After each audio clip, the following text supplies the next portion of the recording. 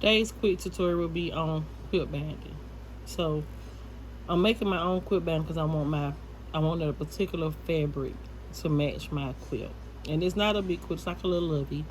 So we're gonna take 2.5 inch strips. That's what these are. 2.5 inch strips I cut off of a bolt of fabric, and to make sure that they're both, so when they're unfolded, for lack of a better word, I make sure that they're folded the same way. So I'm gonna take this second piece, and I'm gonna lay it on top of this one, face down, and it's gonna make a plus sign. I leave about a 1/2 inch on the top and on the side. So it's a 1/2 inch here and a 1/2 inch here. And all we're gonna do is we're gonna sew from this corner at a 45-degree angle to this corner. And I'm not gonna pin it.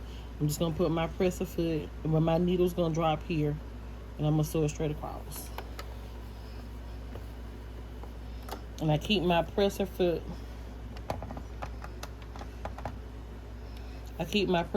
up because I want to drop my needle first, right at that corner. I lower my foot,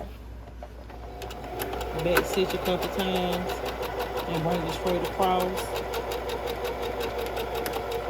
Back stitch a couple times.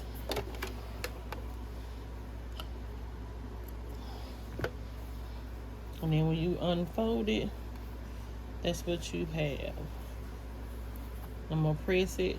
I'm gonna trim the 1/2 inch off there, and I'm gonna trim it there, and then we'll press it open. You got one continuous strip.